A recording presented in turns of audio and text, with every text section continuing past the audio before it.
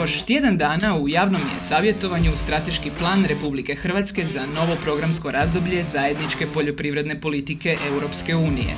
Taj dokument na 917 stranica temelj je za dodjelu sredstava poljoprivrednicima do 2027. godine. Ministarstvo poljoprivrede pripremilo ga je nakon što je Europska komisija iznijela više od 400 komentara na prvotni plan. Što se promijenilo? Na koji način će se dodjeljivati potpore poljoprivrednicima od iduće godine, kako ćemo odgovoriti na energetsku krizu, te odgovore na mnoga druga pitanja, doznaćemo od Marije Vučković, ministrice poljoprivrede. Marija, dobar dan i dobrodošli u podcast Agrokluba. Hvala vam lijepa na pozivu, dobar dan. Evo, 4 mjeseca je prošlo od kako je Europska komisija komentirala vaš prvotni nacrt. Koje su najvažnije izmjene u smislu izravnih plaćanja poljoprivrednicima gdje je bila zamjerka da treba osigurati bolju i pravedniju raspodjelu? Mislim da komisija nije baš rekla da nismo osigurali bolju i pravedniju raspodjelu, no tražila je određene dodatne analize i dokaze. Mi smo njih čak većinu imali, pa smo poslali te dokumente komisiji. Koliko ja znam, sada oni više nemaju primjedbi, no neke su se izmjene i u tom dijelu dogodile.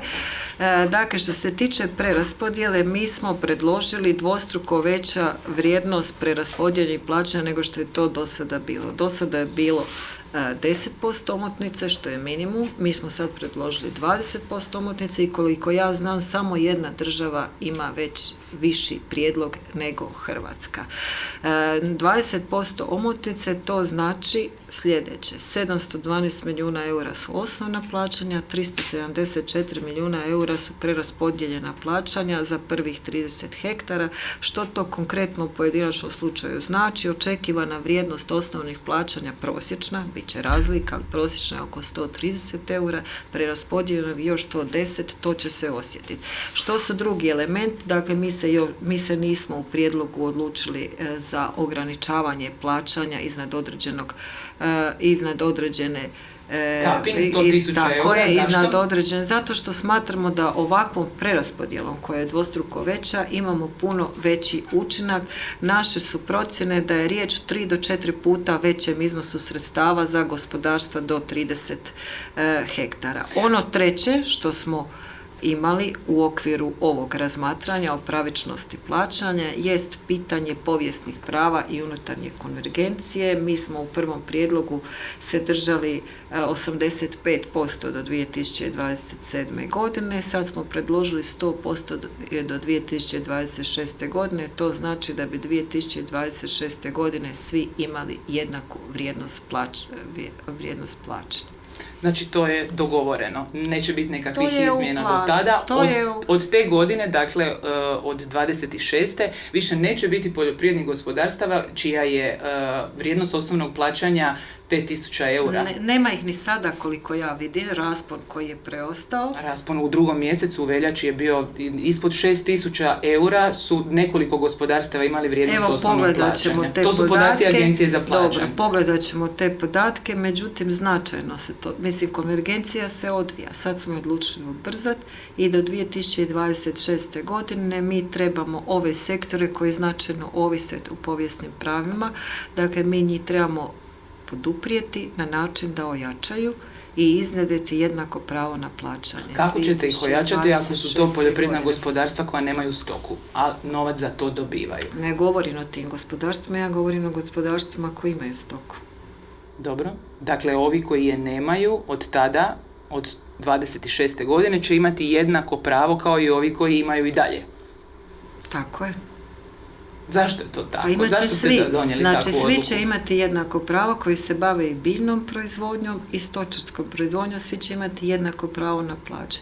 Iznjedrili smo određene promjene Zakona o poljoprivrednom zemljištu koje bi trebale učiniti svoje u skladu sa strategijom poljoprivrede. Također smo predložili određene promjene i u proizvodno vezanim plaćanjima koji se odnose na mliječno govedarstvo. O tome ćemo malo kasnije. To je bilo u prvom natječaju. Radimo niz dodatnih potpora koje trebaju jačati osjetljive i važne sektore u Hrvatskoj kojima ova povijesna prava sada iznimno znače, to što imaju veća prava. To su prije svega mliječno govedarstvo, nastojat ćemo naravno zaustaviti pad u ovom sektoru, to je naše nastojanje, vidi se po nizu mjera koje provodimo. I što se tiče tovnog govedarstva, koje također se zalaže za što dulji ostanak povijesnih prava, što ja razumijem, naš je put povezati ga bolje sa domaćim uzgojem i isto tako krenuti naprijed što se tiče proizvodnje mesa. Na 51. stranici strateškog plana sami ste priznali da sustav izravnih plaćanja uvelike pogoduje većim poljoprivrednim gospodarstvima. Kako ćete to sada promijeniti? Što se tiče izravnih plaćanja i postotka omotnice koja se troši na velika poduzeća, to nije samo hrvatska posebnost. Naravno, ako imate plaćanja po hektaru, da se ona koncentriraju značajno za proizvođače koji imaju veći broj hektara. Mi smo poslali poruke kako to mislimo promijeniti. Preraspodjela je veća, uložit će se značajno veća sredstva i investicije za male i srednja gospodarstva koja pokazuju perspektivu i veću tehničku efikasnost i nismo planirali prebacivanje iz dosadašnjeg drugog stupa u prvi stup, te ubrzavamo konvergenciju. Poslali smo vrlo konkretne poruke kako to mislimo napraviti. A ako želimo ojačati produktivnost poljoprivrednika, zašto se zakida poljoprivrednik koji živi u težim uvjetima gospodarenja? Dakle, ograničavate potporu za područja sa prirodnim ograničenjima, a istovremeno zadržavate povijesna prava, dakle novca za povijesna prava ima, a za teža područja gospodarenja nema. Kako to objašnjavate? Ja bih rekla da novca za teže uvjete gospodarenja ima. Znate li koliko smo ukupno sredstava predvidjeli za teže uvjete gospodarenja?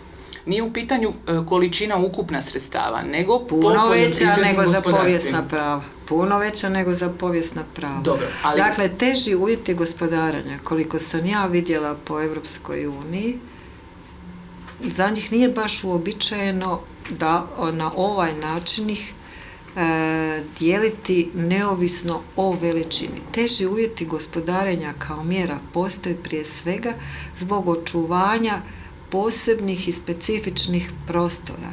Dakle, oni su namijenjeni onim čuvarima prostora. Oni su prije svega u većini europskih zemalja, osobito onima koji nam služe kao dobar primjer, bili ograničeni na određeni broj hektara.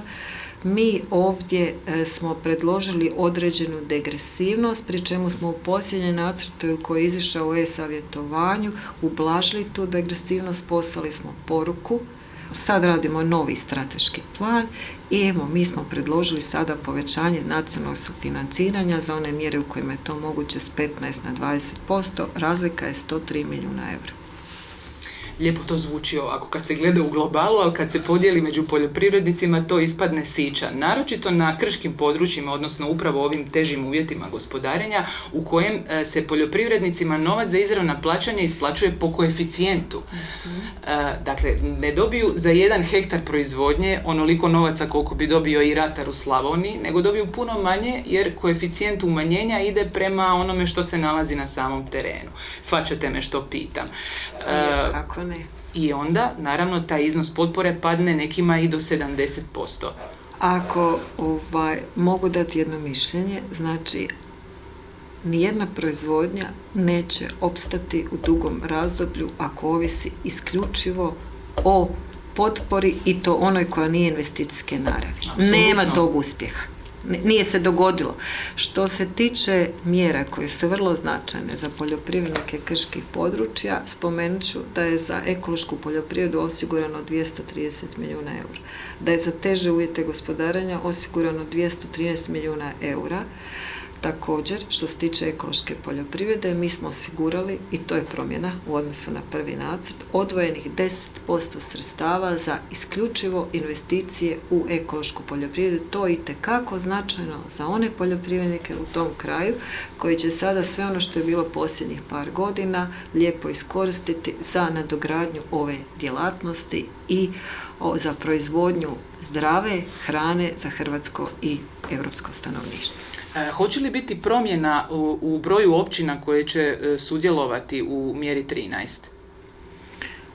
Studija je izrađena od strane Agronomskog fakulteta. Mi smo lani već imali neke uže prezentacije rezultata te studije. Da, bilo je, koliko se sjećam, određenih promjena, ali nije bila riječ o velikom broju jedinica lokalne samouprave. Koliko ja znam, ti su podaci dostavljeni.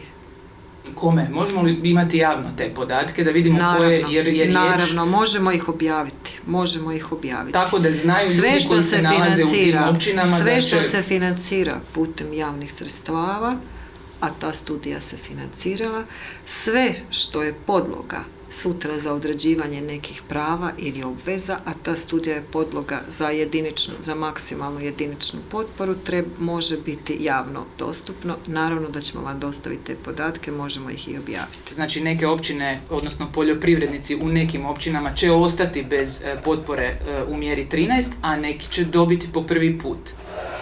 Biće, što se tiče područja, bit će onako kako je napisano u studiji, ne možemo ih mi političkim odlukama mijenjati. Domaća proizvodnja je usmjerena isključivo na proizvode niske dohodovne vrijednosti. To su prvenstveno žitarice, znate i sami. Kako mislite novim mjerama u strateškom planu motivirati poljoprivrednike da proizvode više dodane vrijednosti? Pa ja mislim prije svega da je dobra odluka što nismo predvidjeli fleksibilnost iz drugog stupnja.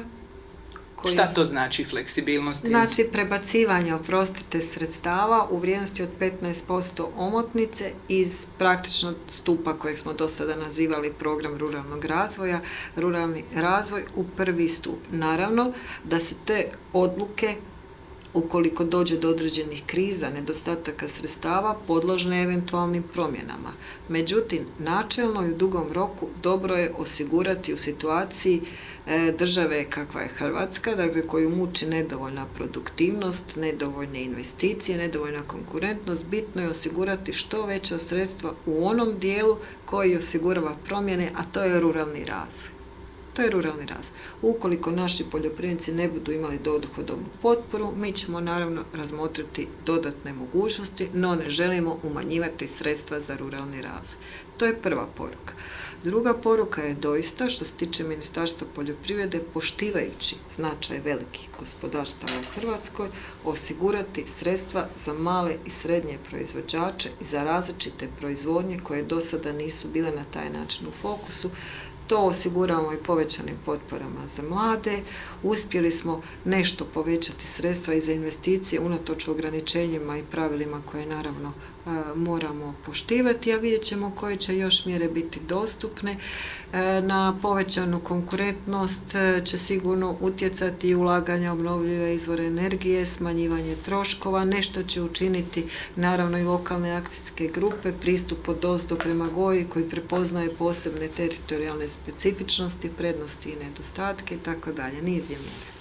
Nešto će učiniti drugi programi, nije sve, ne osigurava sve Ministarstvo poljoprivrede. Da, razumijem. Ali kako motivirati slavonskog poljoprivrednika da ne sije pšenicu? Tako da ćemo dati u ruke ključ mladom poljoprivredniku, njegovom sinu koji će sijati nešto drugo. Na koji način mislite to povezati? Pšenica se treba sijati, ali svakako bi bilo dobro da u Slavoniji s obzirom na vrijednost koju ima, s obzirom na resurse, osiguramo veću raznovrsnost proizvodnja, a i nešto veći broj stoke, osobito one koje iz domaćeg uzgoja. Mi smo poslali tu poruku Zakonom o izmjenama i dopunama Zakona o poljoprivrednom zemljištu, načinu na koji budujemo različite proizvodnje, načinima na koje motiviramo poljoprivrednike da nešto drukčije koriste zemlju, a isto tako mjere koje se odnose na plodored, na raznolikost proizvodnje i tako dalje, na ekosheme će dodatno učiniti svoje. Proizvodno vezana potpora u voću i povrću ostaje, koliko vidimo, i u novom strateškom planu. Primijetili smo da ste unutra naveli neke vrlo porazne podatke, a to je uz proizvodno vezana plaćanja, konstantno se smanjuje broj poljoprivrednih gospodarstava i površina uz niske prinose. Šljive su nam pale na 55% proizvodnje, trešnje 47%, breskve 33% manja proizvodnja unatrag 7 godina u promatranom razdoblju. Nastavlja li se potpora za proizvodno vezana potpora, dakle za sektore voća i povrća, vinarstva, pčelarstva? Da, ona očito nije ključna, no nakon provedenih dijaloga sa sektorom mi smo nju odlučili za sada ostaviti, odnosno ne nego generalno ostaviti u strateškom planu. Što se tiče površina i podataka proizvodnje,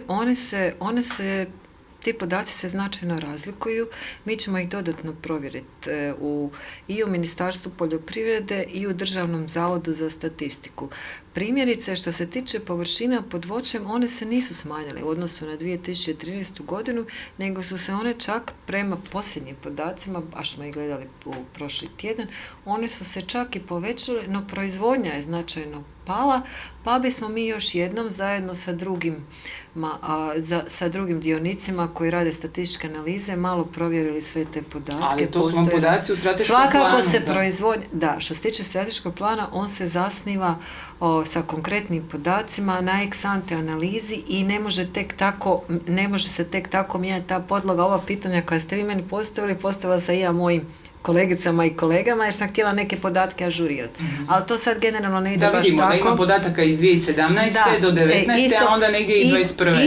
Isto pitanje postavljate koje sam ja postavila, ali evo, odgovor je od stručnih službi da moraju ostati oni podaci koji su služili u ex ante, u toj takozvanoj prethodnoj analizi. Da. Slažem se da bi bilo bolje da sve posljednje podatke koje imamo ugradimo kao podlogu strateški plan. No tu smo gdje jesmo, nije to samo naša osobitost.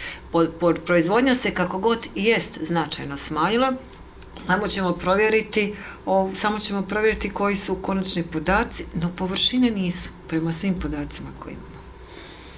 Tako sam piše u strateškom planu na stranici 200, zato vas pitam. Dobro, vidjet ćemo na koju godinu se odnosno. Naši podaci, zadnji podaci koje sam ja primila, pa čak i u pripremi za naš današnji razgovor, jesu sljedeći. Što se tiče voća, da su hektari u 2013. godini bili 28.000, a da su danas 36.000, no slažem se s obzirom na različite podatke u različitim izvorima da ih trebamo zajedno s Državnim Zavodom za statistiku provjeriti. Što je 36.000? Proizvodnja voća ili? Pod hektarima. Ne, proizvodnja je recimo površina pod hektar. Proizvodnja je primjerice koja je registrirana prema dostupnim podacima u 2013. godini, čini mi se voća bila blizu 250.000 tona. Podaci, znači što se tiče voća, ono nažalost proizvodnja značajno oscilira ovisno o elementarnim nepogodama koje pogode našu državu i cijelu Europu. Uvijek su posebno osjetljive zemlje koje su mediteranske, posebno su osjetljive, vidimo i sada.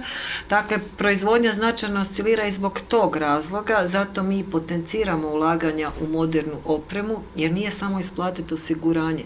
Bitno je i kako jačati otpornost. Nikad nećemo potpuno otkloniti utjecaj takvih nepogoda, ali možemo jačati otpornost. Međutim, podaci o proizvodnji se razlikuju, primjerice za 2020. ili nisam sigurna je li riječ o 2021. godini, možda ipak 2021. godinu. Neki statistički izvori govore o 130-140 tisuća tona, neki o 155-160, pa ćemo malo to provjeriti. Da, različiti su podaci od uvijek. Jedno je Državni zavod za statistiku koji vodi 1,5 milijuna hektara zemljišta, a jedno je ARKOD koji ima 1,2 milijuna. Dobro, 1,5 su, dakle 1,5 milijuna, nije to višak, 1,5 milijuna jesu sve vjerojatno poljoprivredne površine, no neke od njih nemaju uvjete za upis u ARKOD. Sad je, čini mi se, u ARKOD-u 1,91 hektara. Državni zavod za statistiku je središnja točka, to je središnje mjesto koje služi kao izvor podataka. I za Eurostat kojima... Naravno da dio podataka Državni zavod dobiva i od nas, veći čak. Kad smo kod promjene proizvodnje, što je s proizvodnjom mlijeka? Treba li nam uopće proizvodnja mlijeka u Hrvatskoj? Znamo da je otkupna cijena mlijeka 3 kune, a da je litra mlijeka u dućanu 10. Je li to poštena trgovačka praksa? Ne bih ja davala odgovor što je poštena, što je nepoštena trgovačka praksa. Imamo zakon o zabrani nepoštene trgovačke praksi, zakon se provodi, onaj kome se dokaže kršenje, odnosno provođenje, taj se kažnjava. I to smo mi napravili to smo mi napravili u ovom mandatu. Sad što se tiče mliječnog govedarstva u Hrvatskoj, ono je, svi znamo podatke koji se događaju već dugi niz godina. Prošle godine smo uspjeli bili zaustaviti pad proizvodnje mlijeka. Ja sam bila stalno... Ali ne i broj farmi koje proizvode mlijeko? Mislim, to je trend koji se događa u cijeloj Europi. Okrupnjivanje, kad je kraj... Da, ali otkupna cijena mlijeka u Europi je drugačija nego u Hrvatskoj. Hrvatska ima najnižu cijenu mlijeka Hrvatska nema trenutno najnižu cijenu mlijeka, no među državama je sa najnižom otkupnom cijenom. Kako tome doskočiti, ministrice? Među državama je s najnižom otkupnom cijenom mlijeka. Ono što smo mi radili proteklih 1,5 dana je prije svega podupirali smo male mljekare. Veća konkurencija, osiguranje dionika u malom i srednjem gospodarstvu, u ovom slučaju preradi, omogućuje i veće tržišno natjecanje u pogledu pružanja određenih uvjeta. Dalje smo imali smo niz potpora za mliječno govedarstvo, imat ćemo i dalje. Mi te proizvođače jačamo i konkretno ih jačamo i sa ovim dugoročnim mjerama i sa kriznim intervencijama. U strateški plan smo dakle u proizvodno vezana plaćanja ugradili novu vrstu potpore za prvotelke. Bilo bi dobro da je ta potpora postojala i 2014. godine. Bilo bi možda i od presudne važnosti. Također smo sada u odnosu na prvi nacrt strateškog plana koji je podnesen komisiji krajem prošle godine, predložili dodatnu mjeru za dobrobit životinja vrijednu otprilike prema našim projekcijama s obzirom na broj grla koje očekujemo za potporu, vrijednu 21 milijun eura.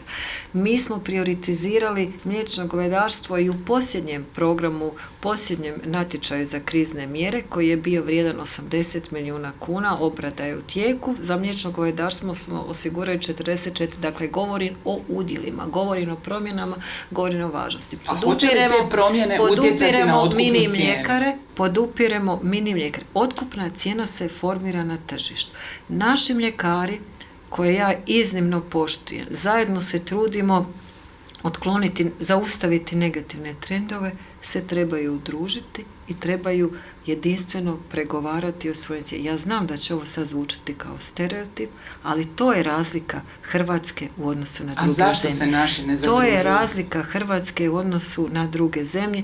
Taj problem mi nemamo samo u sektoru mljekarstva, taj problem mi imamo i drugim resorima. Meni je jasno da ljude ne možemo natjerati silom, dodatnim bodovima na investicijskim potporama, određenim drugim mehanizmima koje ćemo dodjeljivati, nastojat ćemo naše proizvođače motivirati da se udruže. Prisiliti ih ne možemo. Treba promijeniti paradigmu. Mi smo već počeli u pravilu dodatno bodovati svaku spremnost na zajednički projekt ili na udruživanje. Kako mislite? Boduje se kroz investicijske mjere. Ali što se boduje? Boduje se članstvo u proizvođačkoj organizaciji. Koje je isto mizerno. Boduje se članstvo. Mi ćemo isto tako u sljedećem natječaju, mi ćemo u sljedećim natječajima razmotriti mogućnost dodatnog bodovanja i kod velikog sektora spremnosti na sektorsko pregovaranje, na sektorsko udruživanje. Vidjet ćemo na koji način je to moguće, gradit ćemo to korak po korak. A otkupna cijena će i dalje padati dok se to događa. Nema drugog puta. Je li Ministarstvo poljoprivrede pripremilo nekakve dugoročne planove za energetsku krizu s kojom se suočavamo? Ministarstvo poljoprivrede svakako radi srednjoročne dokumente, možemo ih nazvati možda i dugoročnim, uvjetno s obzirom da je izradilo strategiju razvoja poljoprivrede, s obzirom da ima svoj dio omotnicu u okviru nacionalnog programa oporavka i otpornosti i da sada je pripremilo nacrt strateškog plana za korištenje sredstava do 2027. godine. Slijedom osnovnih elemenata zajedničke poljoprivredne politike, naravno, ali i i naše svijesti, pripremljene su i razrađene, dalje razrađene, ja bih rekla i poboljšane mjere koje se odnose na jačanje poljoprivrednika na jačanje otpornosti na klimatske promjene, na korištenje sredstava za obnovljive izvore energije. Dio tih mjera se radio i prije, radit će se i poslije. Kolika nam je proizvodnja i potrošnja umjetnog gnojiva u Hrvatskoj? Imate li te podatke? Mislim da imamo, pa što se tiče potrošnje, ona je negdje oko 430.000 tona, 60 do 70% potrošnje se do sada zadovoljavao iz domaćih izvora, odnosno od Petrokemije. Hoće li Petrokemija raditi? Kapaciteti Petrokemije su prema mojim podacima negdje 1.350.000 tona, a posljednjih godina proizvodnja se odvijala na razini od 1.000.000 tona, znači 30% proizvodnje je išlo u domaće potrebe. Petrokemija već u zadnje godine s obzirom na enorman rast cijene plina i na nekakva očekivanja ili predviđanja u idućem kratkoročnom razdoblju radi smanjenim kapacitetima, smanjenim intenzitetom, sa višemjesečnim, čini mi se prema mojim podacima, prekidima, a kako će raditi dalje u ovom kratkom vremenu trebalo bi razgovarati i sa većinskim vlasnicima, prije svega što se tiče nabavke i trgovine umjetnim dušičnim i drugim gnojivima. Za sada ona nije otežana, a mi tu situaciju pratimo. Vezano za energetsku krizu, vlada najavljuje brojne promjene i pomoć kućanstvima i poduzećima, ali istovremeno imamo energetske kompanije koje su pod kontrolom države, da tako kažemo, koje ostvaruju značajne financijske rezultate. HEP je u posljednje 3 godine imao dobit od 4 milijarde kuna, a INA u prvih 6 mjeseci čak 16 milijardi kuna. Trebaju li oni po vama sniziti cijene za poljoprivrednike, za građanstvo i poduzetnike? Svakako ćemo, nećete mi to zamjeriti, pričekati prezentaciju cjelovitog paketa vlade za pomoć građanstvu i poduzećima s obzirom na razmjere rasta cijena energenata i s obzirom na razmjere energetske krize. Što se tiče tvrtki koje ste spomenule, one moraju i trebaju poslovati po tržišnim načelima, no neke od njih će vjerojatno, kao i do sada, preuzimati dio tereta na sebe. Podsjetit ću da je HEP prema procjenama koje je iznijela vlada u proljeće ove godine praktično sa ograničavanjem cijene električne energije već podnio dio tereta, tada vrijedan oko 460 milijuna kuna. A hoće li obiteljska poljoprivredna gospodarstva plaćati jednaku cijenu struje i plina kao i građani i poduzetnici? Znači, mi sada imamo tarifni model kakav imamo, ja ne mogu sada prognozirati hoće li se u njemu išta mijenjati, mogu samo reći da ćemo i dalje osiguravati potpore u skladu s mogućnostima iz državnog proračuna. Naravno, zastupat ćemo i određene stavove, borit ćemo se za potrebne promjene u okviru zajedničkih fondova i nastavit ćemo pomagati poljoprivrednicima. Pri tome ne smije se trajno narušavati tržišna načela. Stiglo nam je 100-tinjak pitanja čitatelja za vas, ministrice. Većina ih je naravno vezana uz isplatu izravnih plaćanja, kriterija za program ruralnog razvoja i sl. Evo, Ante Guć pita, namjeravaju li ministarstvo i agencija umjesto raspisivanja novih mjera realocirati sredstva u postojeće raspisane i zatvorene natječaje za mjeru 6? Pitanje se, kaže, odnosi posebno na mlade poljoprivrednike jer su njima sredstva ipak najpotrebnija kako bi povećali proizvodnju i ostali u Hrvatskoj. Meni je drago čuti da ima interesa za povećanje alokacije za sve investicijske mjere, pogotovo za one koji su namijenjene mladima i malima i početnicima, razvoju malih gospodarstva, no valja reći da smo što se tiče šestica mi davno potrošili našu dostupnu alokaciju, da se i ove šestice, možemo to tako nazvati, financiraju iz onih dodatnih takozvanih euri sredstava za prijelazno razdoblje i da nemamo sredstava za povećati alokacije, no uskoro kreće, nije daleko 1.1., uskoro kreće novo programsko razdoblje i kreću novi natječaji. Rafael Ravnik pita zašto za poljoprivrednike s ekonomskom veličinom ispod 6.000 eura ne postoji više mjera na koje se mogu javiti osim 631 za koju se natječaji objavljuju jednom u 3-4 godine. Pitanje se odnosi na mlade poljoprivrednike koji teško mogu doći do većih površina zemlje, ponajviše u primorskim dijelovima Hrvatske. Malim poljoprivrednicima je teško doći do većih kredita u komercijalnim bankama, pa je upravo njima najteže rasti i razvijati se, pa bi tu veća dostupnost fondova imala smisla. Pa treba reći da što se tiče kredita, znači zajmova, jamstava, subvencija ove naravi, da je njihova dostupnost značajno povećana uvođenjem takve mjere u program ruralnog razvoja. Hrvatska je među najboljim europskim zemljama što se tiče korištenja. To nije sad zahvaljujući. Tako je. I to treba reći, nije to sad zahvaljujući nama. U redu, ova je vlada uvela. Bilo bi isto tako, ponovit ću dobro da je to već bilo predviđeno 2014. godine, to vidimo s obzirom na interes. To je prije svega zahvaljujući interesu poljoprivrednika. Mi već 2 ili 3 puta povećavamo alokaciju za ova sredstva i nastavit ćemo provoditi takvu mjeru u idućem programskom razdoblju. Ona se, ako mogu tako reći, zahuktala, dobro se i brzo se koristi, poljoprivrednici je pohvaljuju i mislim da je ova dostupnost kao problem značajno umanjena što se tiče kredita i zajmova. A ovo za ekonomsku veličinu? Pa ja bih sada samo sugerirala poljoprivredniku koji je poslao upit da promotri strateški plan. Ako misli sad da to nismo dobro postavili za iduće programsko razdoblje, da napiše primjedbu u savjetovanje koje ćemo mi ozbiljno razmotriti. Evo, pregledat ćemo svi zajedno jer smo pokrili ravnomjerno sve vrste ekonomskih veličina. Dobro. Siniša Miličić pita, dokada će se nepravedno zapostavljati i ne poticati rasadničarska proizvodnja na kojoj se bazira mjera 6? Ne mislim pritom na mjeru 411 koja je bila za rasadnike, izgradnja i opremanje. Mi smo već izgrađeni i opremljeni. Nama samo treba ista potpora koju dajete za sjemensku proizvodnju jer je to neraskidivi lanac. Pa smo tako donedavno imali instituciju koja se zvala Zavod za sjemenarstvo i rasadničarstvo. Mislim da ne govorimo o instituciji, mislim da govorimo o Zavodu Hrvatske agencije za poljoprivredu i hranu, koja se po svom ustroju i djelokrugu treba baviti i bavi i sjemenarstvom i rasadništvom. Što se tiče naših potpora, mi smo imali prvi natječaj za odvojeni sektorski natječaj za sjemenarstvo i rasadništvo. To je bio taj 411. Znači bio je i za jedno i za drugo, pa nisam sigurna o kojoj vrsti razlike gospodin govori, možda bi mi trebala neka dodatna obrazloženja, pozivam ga da nas kontaktira na kabinet@mps.hr pa čujete. No mjera je bila i za sjemenarstvo i za rasadništvo, tako da nisam sigurna o čemu se radi.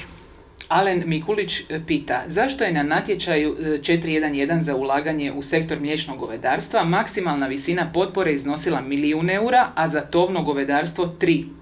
Prijavio sam projekt gradnje farme mliječnih krava s lagunom, investicija me koštala 30 milijuna kuna, a povrat koji mogu ostvariti je nešto manje od 10 milijuna kuna kroz 2 operacije. Kako neko može dobiti veći povrat, a neko ne? Možemo reći da najprije je od ove mjere došlo na kraju programskog razdoblja kad su manja i sredstva nam preostala. Možemo isto tako reći da smo s nizom sektorskih natječaja imali želju, pa smo djelomično u tome i uspjeli, prepoznati ono što Hrvatskoj doista treba i trošiti učinkovito javna sredstva koja su nam na raspolaganju, no isto tako niz takvih natječaja ima i svoje nedostatke u administrativnim komplikacijama, u potrebi obrazlaganja razlika i sl. No isto tako, koliko se ja sjećam, za tovno govedarstvo je maksimalna visina potpore bila niža. Bilo je riječ o 500.000 eura za velike i 200.000 eura za male, no provjerit će se dobro sjećam. Ali povrat, ono ovdje govori o povratu, jel? Odnosno u iznosu sufinanciranja. Tako je, 500.000 eura je, koliko se sjećam, bio maksimum za tovno govedarstvo, bio je niži, baš konkretan primjer, ali evo ja ću sebe provjeriti.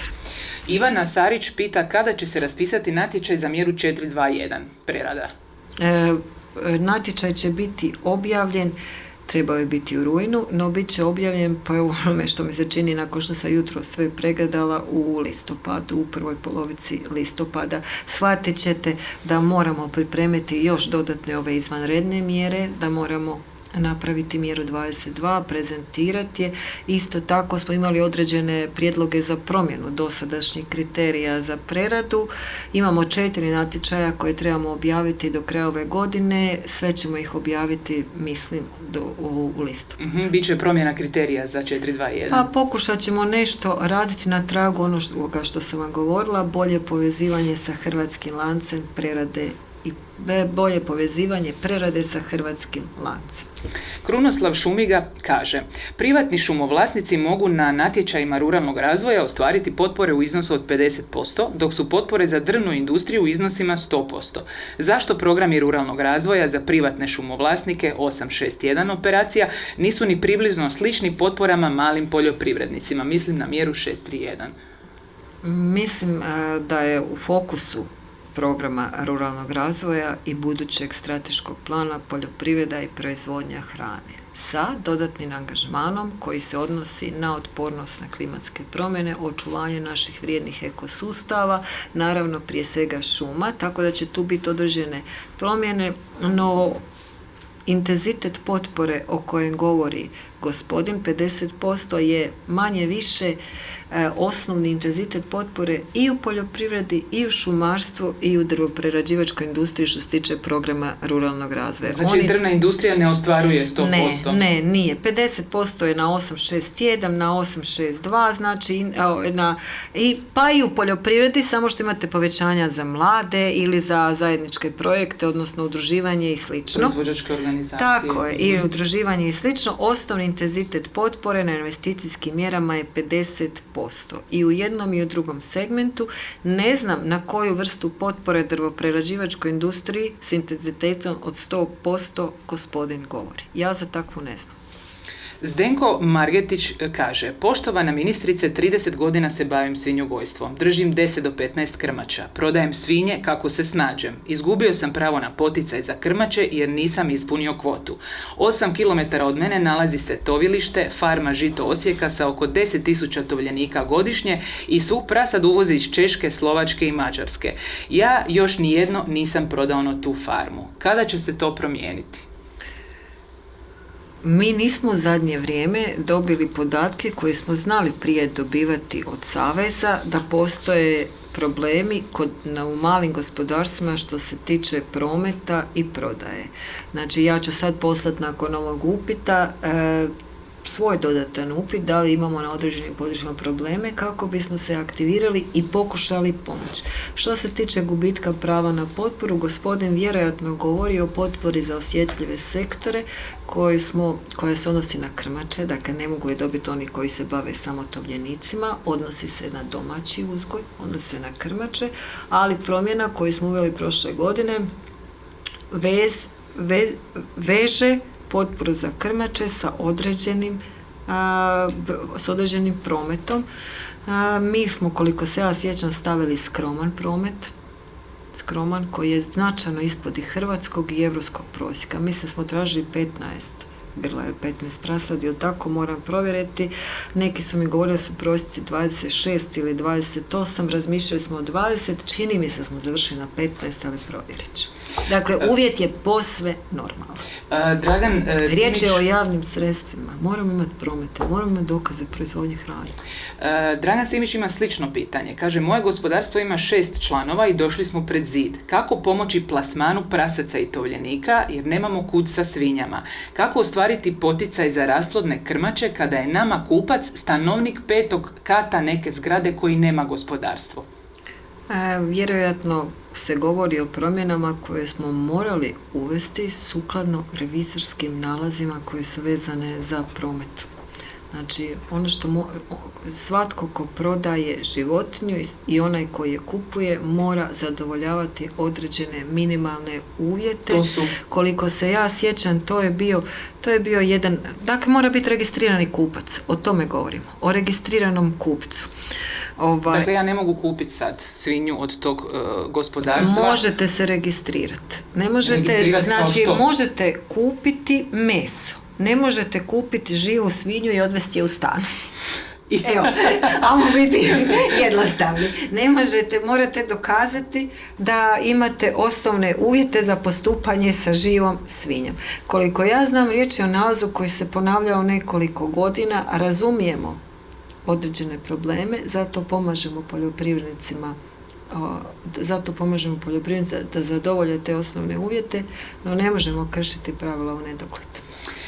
Željko Lovrić-Jovanović kaže, zanima nas model klanja i prodaje janjića i jarića od nove godine, zbog ovlaštenih klaonica koje, kako on kaže, ne postoje, a niti zakon o izgradnji mini klaonica koji nije jasan. Pogotovo za mala gospodarstva koja će biti ograničena s prodajom jer se većinom bave prodajom običnim ljudima koji ne posjeduju zelene kartice. Kako će takva gospodarstva ispuniti kvotu da bi ostvarila ove mizerne poticaje od 56 kuna po grlu? Pravila o označavanju, prometu, migriranju se trebaju poštivati jer o njima ovisi i, između ostalog, što je najvažnije, zdravlje stanovništva. To je podjel. Kad govorimo o potporama, mi govorimo o javnim sredstvima koji se moraju odgovarajuće davati i dokumentirati. Mi sad vjerojatno govorimo o budućem pravilniku i određenim promjenama koje će se dogoditi, a vezane su za klanje za vlastite potrebe.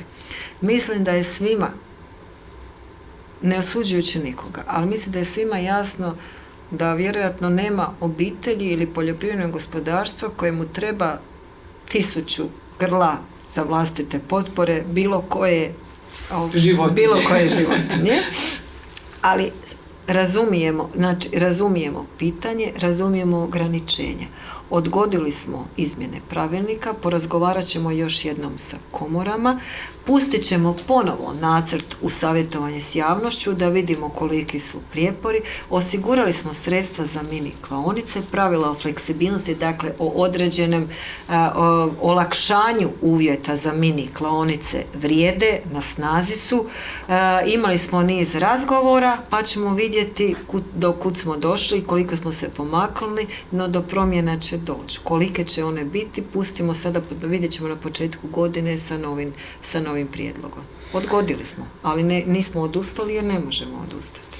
Saša Franić pita zašto se ne radi ništa po pitanju štetočinja. Čopori divljih svinja uništavaju ratarstvo, čopori divljih pasa, lutalica uništavaju životinje. Za sve se vide i tragovi i uspiju se nekada napraviti video snimke, ali niko nikada nije nešto napravio po tom pitanju. Zašto, na primjer, ne ide nagrada od 50 do 100 eura za odstrijeljenu štetočinju? Zakon o lovstvu je predvidio jedinstvenu policu osiguranja za štete od divljih svinja koje nastanu i u prometima i na usjevima. Nažalost, u ovih nekoliko godina mi nismo uspjeli osigurati jedinstvenom policom štete koje nastanu na usjevima. Mi sad razmišljamo i o promjeni Zakona o lovstvu s obzirom na sve što je bilo planirano u posljednjim izmjenama 2018. godine jednostavno nije realizirano zato što nema dovoljno interesa, prije svega od strane osiguravatelja. Ove godine smo čak i za promet nekoliko puta ponavljali javnu nabavu, pa nismo dobili zainteresirane osiguravatelje. Imamo sad određeno privremeno rješenje, pokrenut ćemo izmjene Zakona o lovstvu. Ne bi se složila sa navodom da nismo učinili ništa, no rekla bih da možemo učiniti još. Mi smo osigurali sredstva za dvostruke ograde. Čini mi se da smo i prošli tjedan smo isto pokrenuli novi natječaj. Također sufinanciramo pojedinačne police lovoovlaštenika, sve su to mjere koje su poduzete u posljednjih godinu dana. Pokušali smo naravno osigurati jedinstvenom policom, razmotrit ćemo i druge modele, očito je da ćemo morati promijeniti Zakon o lovstvu. Tomislav Blajić pita, ako vuk zakolje ovcu, država za to plati 500 kuna. Jedna ovca na tržištu vrijedi 800 kuna, plus dade janje koje košta 1000 kuna, a ovca koja se muze proizvede i 1400 kuna u siru. Znači, ako jedno gospodarstvo ima štetu u visini od 20 ovaca godišnje, to je šteta od 64.000 kuna, a ministarstvo plaća 10.000 kuna. Tko će nadomjestiti ostatak izgubljenog? Zašto se ne dozvoljava odstrel vuka, nego je zaštićen? Znači mi ovdje govorimo o Ministarstvu gospodarstva i održivog razvoja, da se razumijemo, govorimo o Ministarstvu poljoprivrede, tu štetu plaća Ministarstvo gospodarstva i isto tako maksimalan odstrel ili eventualno odnosno odstrel ikakav ili određena odstupanja dopušta sukladno podacima Ministarstva gospodarstva i održivog razvoja. Mi smo nedavno imali sastanak na ovu temu, primjedbe poljoprivrednika su očito vrlo ozbiljne. Sastanku je nazočila i potpredsjednica Vlade Anja Šimpraga, predstavnici Ministarstva gospodarstva i predstavnici Ministarstva poljoprivrede.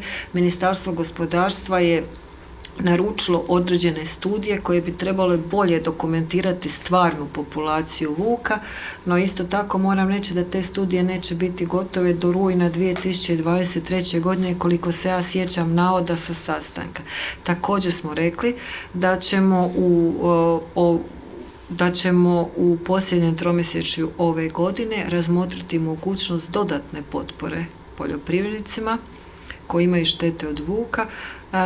Tu mogućnost dodatne potpore će razmotriti Ministarstvo poljoprivrede i s obzirom da se ovdje spominje proizvodnja, mi ćemo je pokušati povezati sa proizvodnjom. Je li velika razlika? To je 1/6 novca samo koja se dobije, ne? Evo, razmatramo mogućnost dodatnog programa, ali u suradnji s Ministarstvom gospodarstva i održivog razvoja. Nakon što sve studije budu gotove, Ministarstvo gospodarstva i održivog razvoja će eventualno neke svoje dokumente i pravila promijeniti. Ali govorim eventualno, pričekamo rezultate. Ono što mi možemo pokušati je dodatno pomoći poljoprivrednika. Vuk je zaštićen, ali divlja svinja nije. Pita Goran Milaković, što će biti sa divljim svinjama na Banovini? Mi imamo na snazi naredbu o pojačanom i ubrzanom odstrelu. Zbog afričke svinjske kuge.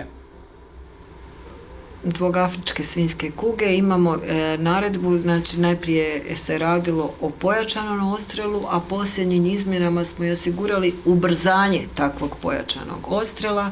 Riječ je očito o populacijama koje su značajno narasle.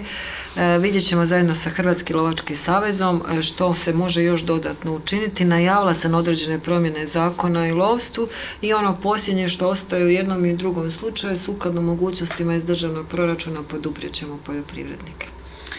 Malo o zemljištu. Josip Pap kaže, zašto se ne uskladi cijena zakupa državne i privatne zemlje, budući da je ogromna pomama za državnom zemljom jer je iznos zakupa mizeran u odnosu na privatnu zemlju. Time bi i država puno više uprihodila od tog zakupa. Privatna zemlja u Vukovarsko-srijemskoj županiji ide po cijeni od 2000 kuna i više, a tu su cijenu nabili dijelom i oni koji su prošli na raznim natječajima, koji moraju, kako kažu, povećavati vrijednost svog gospodarstva, pa to rade na štetu svih drugih takvim cijenama zakupa. Dakle, pitanje je zašto se ne uvede obveza povećanja vrijednosti gospodarstva na način da se ista povećava na postojećim resursima, na dijelu zemlje koju obrađuju neka počnu uzgajati povrće, trajne nasade ili kroz povećanje stočnog fonda. Znamo svi da te proizvodnje dižu vrijednost gospodarstva i time bi zadovoljili i uvjete natječaja i kontrola, a nama bi i drugima koji se borimo da prehranimo obitelji dali šansu da dođemo do kojeg hektara privatne zemlje po normalnim cijenama zakupa. Ne mogu baš komentirati cijene zemljišta u privatnom vlasništvu. Njih određuje, sad ću biti opet dosadna i stereotipna, njih određuje mehanizam ponude i potražnje. Što se tiče države, neke su se države koje imaju isto tako na raspolaganju zemljište u svom vlasništvu odlučili za model tko da više.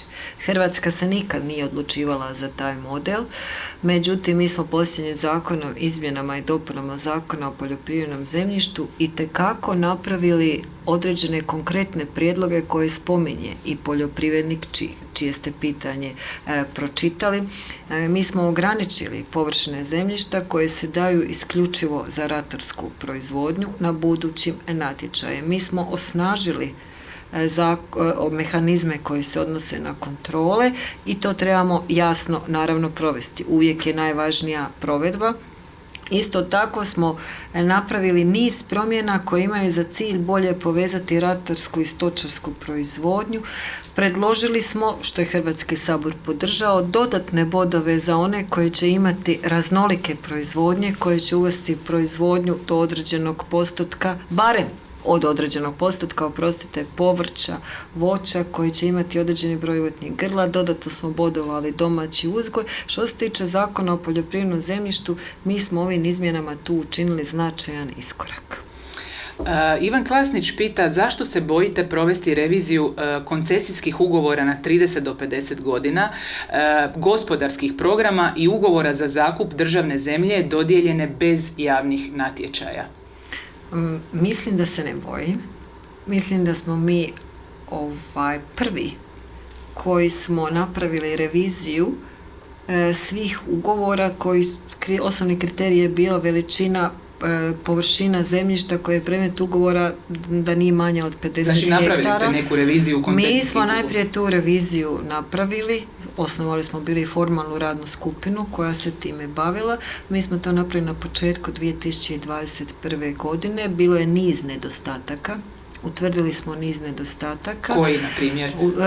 Nisu se dostavljala izvješća, nisu se, treba i to reći, ni na pravi način u jednom dijelu administracije niti tražila. Veliki je broj onih koji nisu uopće dostavljali izvješća. Naravno, tu postoje oni koji uopće nisu morali imati gospodarski program kad su im se dodjeljivali ugovore, pri čemu ovaj kriterij veličine nije bio usmjeren protiv velikih gospodarstava, nikad protiv nikoga ne treba biti usmjeren, nego je to dobar kriterij.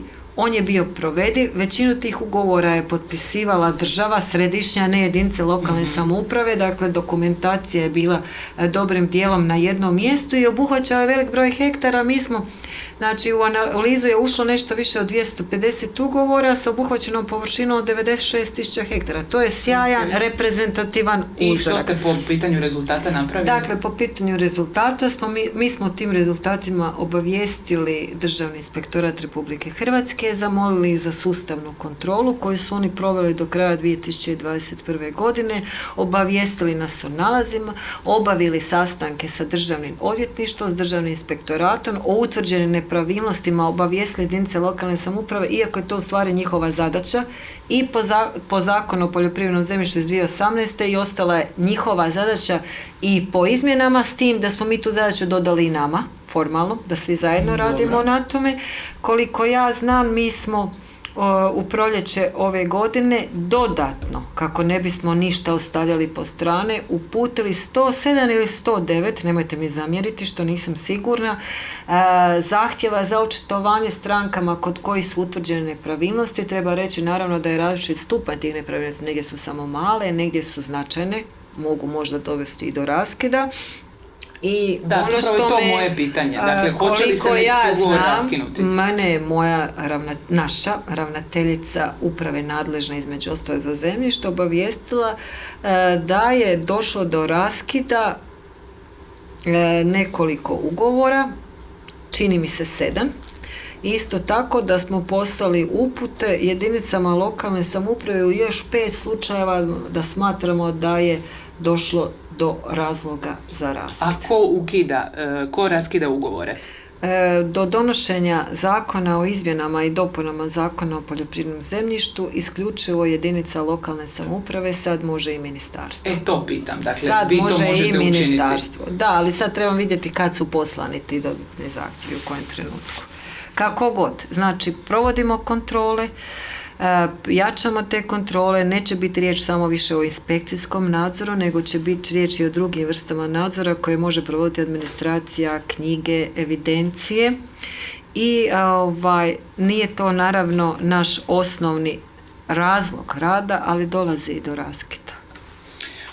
Izmjene Zakona o poljoprivrednom zemljištu su na snazi sad već neko vrijeme. Kako stojite s pravilnicima? Puno ih treba donijeti da bi se uopće natječaj mogli raspisati. Ali su 3 glavna. Jedan je poslan u Narodne novine prošli tjedan. Trebao je biti ranije, no bilo je razloga objektivnih upita i zamolbi od jedinica lokalne samouprave zbog koji nije. 2, čini mi se, idu ovaj ili sljedeći tjedan. Pripremili smo isto tako popis savjetnika koji će pomagati jedinicama lokalne samouprave, pripremili smo kontrolne liste, jer je to najvažniji dio zadaće, da bi jedinicama lokalne samouprave treba pomoći. Ovo je praktično riječ o sustavu koji se radi po uzoru na korištenje europskih poljoprivrednih fondova. Ako je dobar, onda ne treba biti razlike je li riječ o nacionalnoj mjeri ili je onoj koji se financira iz fondova. Pripremili smo kontrolne liste, će tu doći do bodovanja, do provjera, do rangiranja, kako bi bilo što bolje i brže provedeno. Mislim da je sve u redu. Je li raspisan jedan natječaj do sad još po izmjenama zakona? Imate li tu informaciju? Ne može biti raspisan po izmjenama zakona kad nisu pravilnici koji su potrebni stupili na snagu. Znači, kad očekujete okvirno raspisivanje prvih natječaja po izmjenama zakona? Mi sa osnovnim pravilnicima smo gotovi, u objavi su sigurno svi do 10. rujna. U objavi su svi do 10. rujna. Onaj rok koji smo ostali po zakonu je otprilike 6 mjeseci, sad je prošlo nešto više od 3 mjeseca, dok naprave se zajedničke pripremne radnje s jedinicama lokalne samouprave, proće još 1 mjesec najmanje. Biće u roku, ali bit će tamo.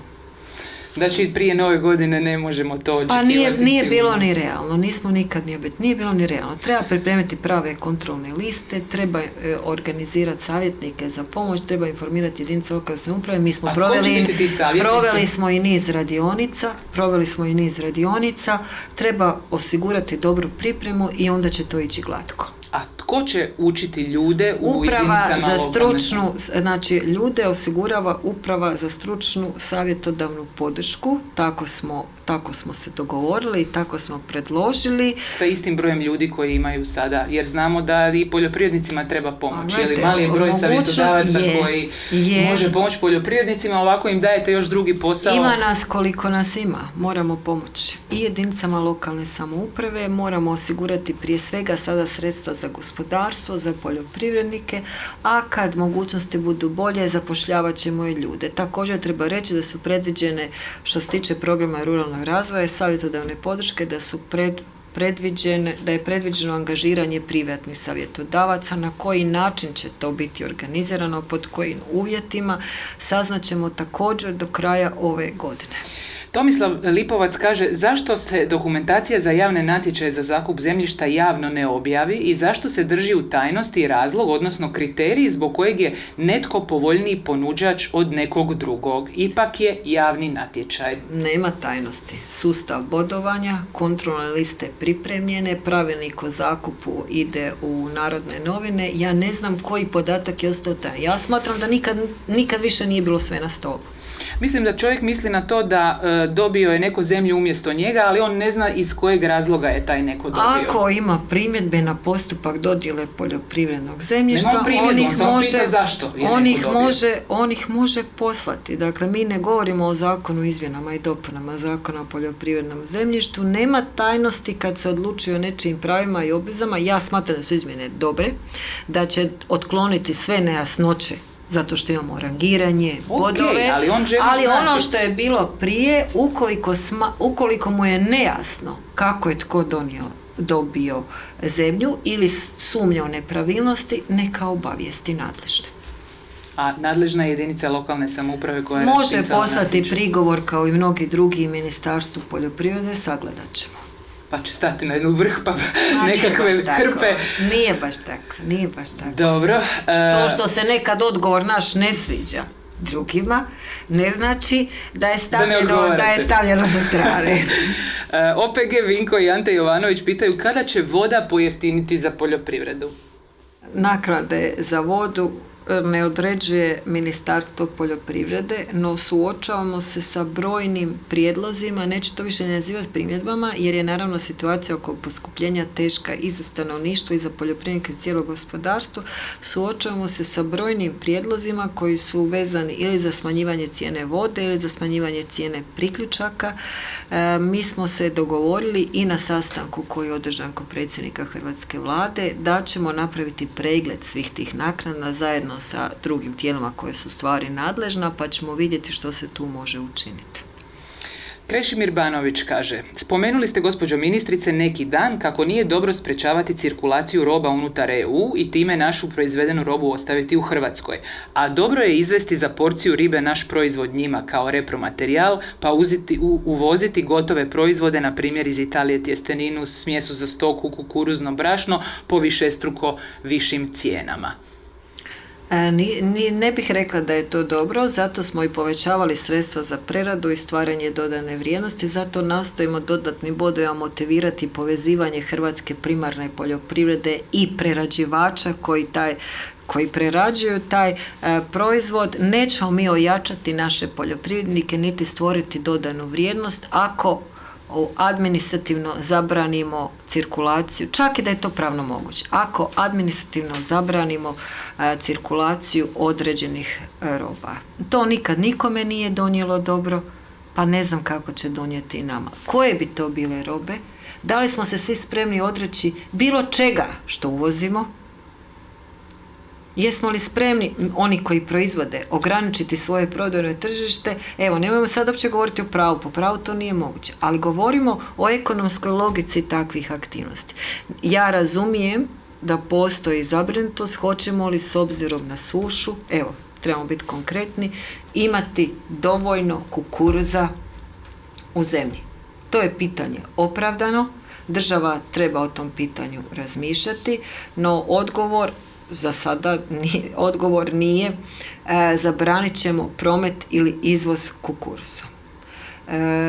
Ono što mogu reći da smo mi već na proljeće odlučili nabaviti dodatno kukuruz i neke druge strateške robe, ali najviše kukuruz, da je prvi odobreni program Ministarstva poljoprivrede kroz takozvani kroz privremeni okvir zbog agresije na Ukrajinu bio onaj za sjemenski kukuruz, dakle da smo razmišljali vrlo konkretno o toj strategiji od polja do stola i o prehrambenoj sigurnosti. Treba imati sjeme, treba imati isto tako kukuruz u strateškim robnim rezervama, ne zbog regulacije tržišta, nego zbog prehrambene sigurnosti i vidjet ćemo što još možemo napraviti. Pitanje je opravdano, s obzirom na očekivani pad prinosa, ali rješenje u ovom trenutku nije zabranit ćemo izvoz.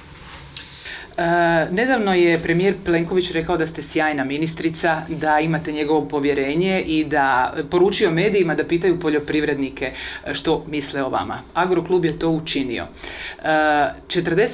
gotovo 40% poljoprivrednika naših čitatelja na portalu vam je dalo negativnu ocjenu. Kako to komentirate? Pa meni je to naravno jako žao. To je sigurno isto tako razlog da vidim u čemu se eventualno griješi, no ja ću vama odgovoriti protupitanje. Što mislite koji bi ministar poljoprivrede dobio jako puno na portalu Agrokluba pozitivnih ocjena? Neki su imali više ocjene. Ovo je baš negativna ocjena gotovo 40% ljudi. Zašto mislite da je to tako? Zašto poljoprivrednici imaju takvo mišljenje o vama? Pa, ja jako poštujem ono o čemu piše portal Agroklub. Puno toga sam naučila na tim stranicama, osobito ja koja ne dolazim iz poljoprivrednog resora, kao neko koje je druge struke. No isto tako treba reći da je osnovni problem hrvatske poljoprivrede nije agronomsko znanje, ja bih rekla ekonomika poljoprivrede, isto tako učinkovitost javnih izdataka koji nisu mali i mislim da o tome znam nešto. Nazovimo to tako. Sad, da se vratimo na temu. Jako poštujem portal, no rekla bih da većina onih koji se javljaju na portal, nemojte me zamjeriti što ću dati tu ocjenu, jako velik broj onih koji se stalno javljaju i doista jako velik broj nezadovoljnih. To ne znači da u hrvatskoj poljoprivredi i na hrvatskom selu nema onih koji nisu zadovoljni. Nismo to rekli, da. Isto tako, mislim da neću pretjerati ako, dam jedno svoje mišljenje, nemojte mi zamjeriti, da se uglavnom s komentarima češće javljaju ne samo na temu poljoprivrede, nego i na druge teme, oni koji nisu zadovoljni. Njih treba poštivati, pogledati može li se tu nešto učiniti, no ja ću ipak reći da mislim da slika ne odražava baš stvarno stanje. No naravno da mi je žao što je to takva ocjena. Marija, hvala vam što ste bili gost u podcastu Agrokluba. Hvala i vama. Poštovani čitatelji i gledatelji Agrokluba, bila je ovo ministrica poljoprivrede Marija Vučković. Do sljedećeg podcasta srdačno vas pozdravljam.